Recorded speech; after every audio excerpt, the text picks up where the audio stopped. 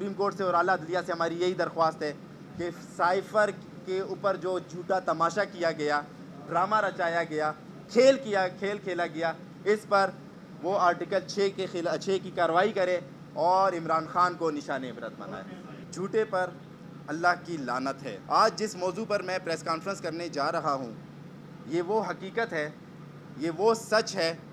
جو پاکستانی قوم کو جان بوجھ کر نہیں دکھایا گیا، پاکستانی قوم سے چھپایا گیا، پاکستانی قوم کو